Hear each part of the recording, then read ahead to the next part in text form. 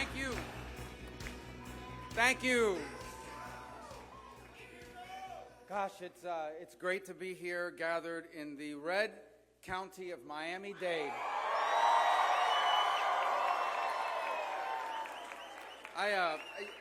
First, let me begin. There's so many people I could thank. All of you for coming tonight. I want to begin thanking our Creator God for allowing me to be an American, a citizen of His greatest country. His only begotten Son, and my faith is that God became man. His name was Jesus. He walked the earth. He'll come again. And because of Him, we will be able to live an eternal life. And obviously, I'm grateful for winning an election, but I'm really grateful for all the blessings I've been given, the friendships, obviously the family, this extraordinary honor to represent this extraordinary state, and the chance to be a citizen of the greatest country in the history of mankind. So I'm going to tell you right now what the media stories are going to be. They're going to be, this is amazing. The Republicans won by 13 points, 15 points. It's unbelievable. They won Miami-Dade County. They must be believing all those Cuban radio stations or whatever they come up with. Guys, you know what? Politics is really not that complicated because Americans are not all that complicated. We're a diverse people, but we're not a complicated people. What Americans basically want is what my parents wanted. It's what all of you wanted. It's what people want all over the world but have been able to fulfill here. They want to be able to have a job that pays a decent wage. They want to be able to live in a home that they own, in a neighborhood that is safe. They want their kids to go to schools that teach truth. They want to be able to retire with dignity, and they want all four of their kids to have a life better than the life they've had. This is not complicated. This is what they want. Now, here's what happens. Sometimes people get into politics, and either they don't know this or they forget it. And so what happens is some of these people go around saying, look, I'm sorry you're paying too much money for gasoline, but you have to suck it up. Because we have a UN climate conference that John Kerry is going to be attending, and we need to impress them. And so ride your bike or take the bus, and forget about how much gas costs and stop being selfish. You know what happens when you tell people that? They vote against you. They vote against you. They go around telling people, listen, don't worry, you can't be complaining about crime. We can't keep locking criminals up. We can't keep arresting criminals. We can't keep funding police officers. Because the only way we can make up for whatever it is they think we need to make up for is not to put criminals in jail. Crime soars, people feel unsafe. And you know what happens when you tell that to working people in this country? They vote against you. And then they go and tell them, forget about our border. We don't need a border. We care more about people that came from other countries. And listen, nobody's going to give this community a lesson about how bad things are in other places. But what country in the world can accept 6,000 people a day? And that's what they're asking you and everyone else to do. Meanwhile, we have veterans committing suicide, veterans who are homeless, veterans that have to fight with the VA. But no, they don't care about that. All they care about is we have to be compassionate for people coming from all over the world, 6,000 a day, and put aside the interest of the American people. When you tell that to people, you know what they do? They vote against you. And this has been going on for far too long. And then here comes election time, and they roll out all their friends, every celebrity, every actor. We don't have any actors really on our side, do we? Do we have any actors? No actors that can get another movie are going to be on our side. They roll out those crazy women on The View. They roll out Vogue magazine. They roll out all these things to tell us how we're supposed to vote. And they think they're going to fool people. And then when people vote against them, they say, oh, it's just information. You were confused. No one here is confused. The people in this country are going to vote for the people that fight for people like them.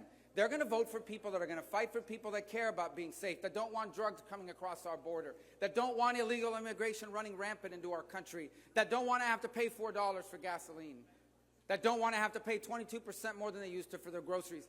So when you see the results across this country tonight, that's what it's all about. The people who make this country great have been forgotten and have been left behind. And what I'm most proud of is that this community, Miami-Dade, and this state, Florida, a diverse state. You find people in the state from everywhere.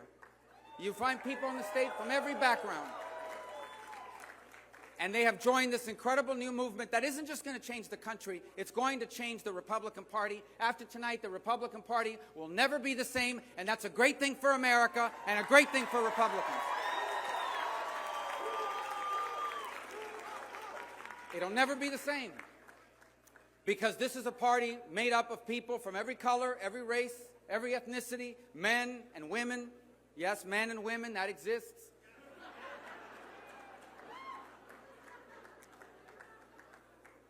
And you know what we call people who are black and white and Hispanic and Asian and are men and are women and come from other countries? You know what we call them in Florida? We call them Americans.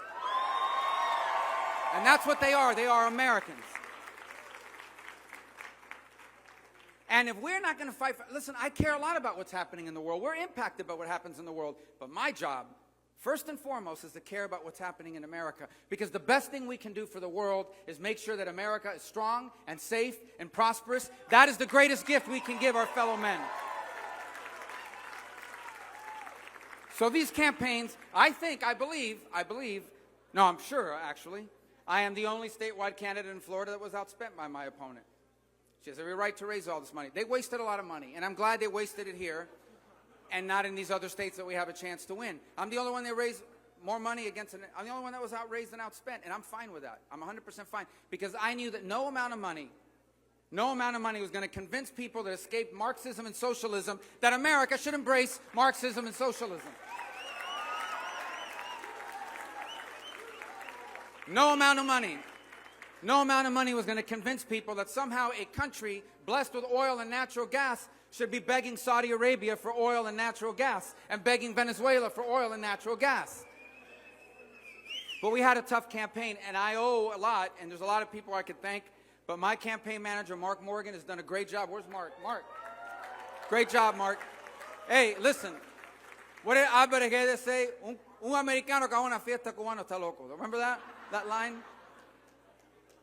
The translation there is an American that goes to a Cuban party has to be out of his mind. But Mark has done a great job in an extraordinary and diverse state. We are a great state. Thank you, Mark. And one of the things I'm proudest of in the Senate, look, we've passed as many or more bills than anybody else, important bills. Every major bill in America that's taken on China, for example, in the last 4 years have been mine. The Chinese government doesn't like me. They've banned me. They sanctioned me. We had to cancel our vacation to Wuhan because they don't like me. Expensive. They wanted to lock us in the hotel room, apparently.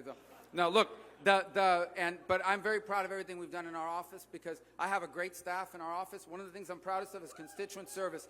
People call us because they need help. I'm going to tell you right now, guys, please do not wait until the Friday before your cruise to get your passport, okay? But if you do, that's why we're there.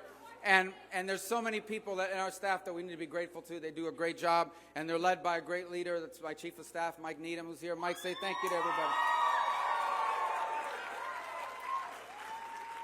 And, of course, he's filming all this so that, if things were to go wrong, he can say, look, you said this about me on that day. Mike's doing a great job. Both Mikes are. And, of course, look, I owe so much to my family. They are as much a public service. These were once little kids. Now 2 of them are voters. I think they voted for me. And I'm so proud of how fast they've grown up and who they're going to be in their own lives. And obviously my wife, Jeanette, who has been there every step of the way.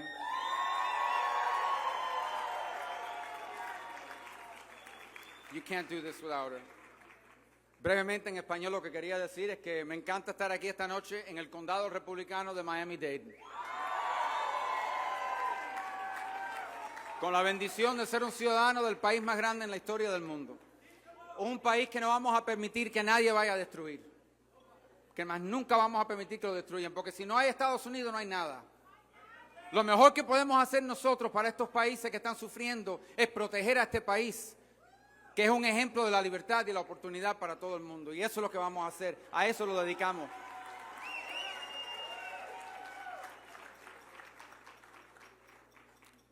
I'll close with this. On nights like this, we generally do these in hotels, and you've heard this story before, but I tell it because it's important to understand. I was raised by parents that worked in hotels like this. Well, not like this. They had slot machines and stuff like that, but in Las Vegas. My dad was a banquet bartender in rooms like this. My mother was a maid. She worked at Kmart. They worked hard, and their story is really very typical of the American story. Frankly, in any other nation in the world, I would probably be doing the same job, and there's nothing wrong with those jobs. But what makes this nation so special and unique is that it is the one place on earth where people who work those jobs, like the people working here now, can go on to do other things. But even if they can't, the one thing they can always do is give their kids the chance to do all the things they didn't. And I think this is an American story that people everywhere in the country would understand.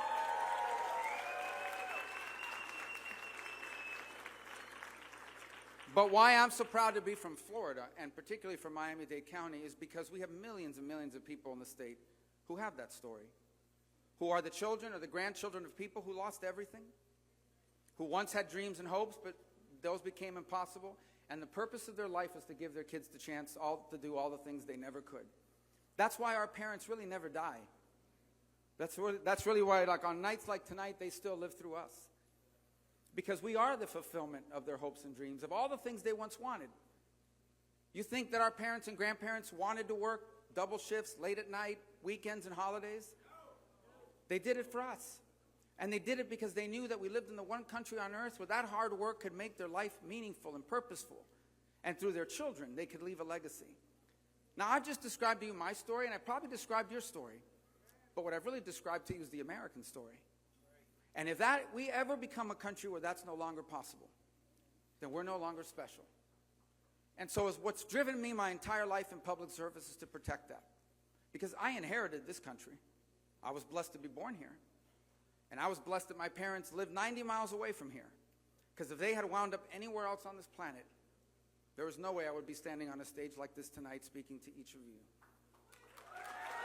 And now,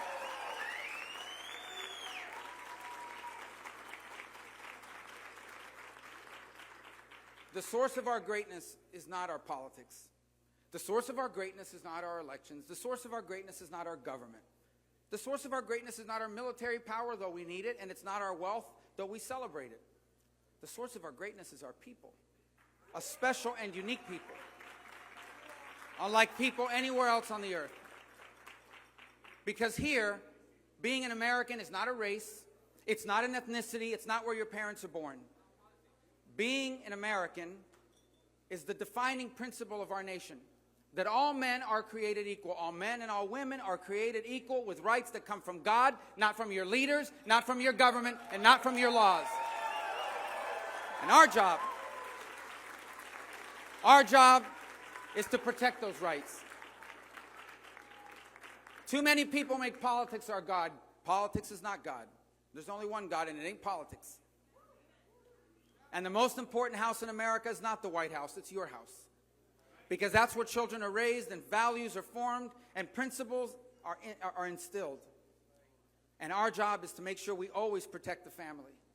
We always make it possible for parents to do for their children what my parents did for me and what your parents did for you. That's the American story. It changed the world. It inspired the world. And if you don't like this country, you're free to leave. My office will even help you do the visa.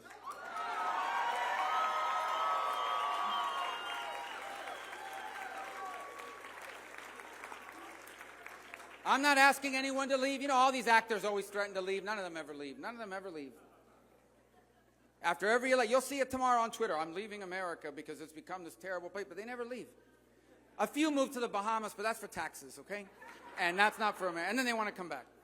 The point of the matter is no one ever leaves, but you're free to leave. But we're never going to allow anyone to destroy it because we have nowhere else to go.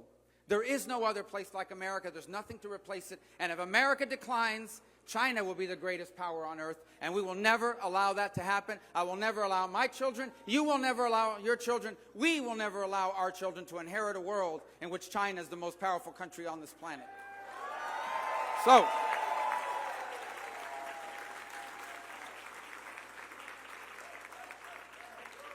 elections matter, and they'll send a message.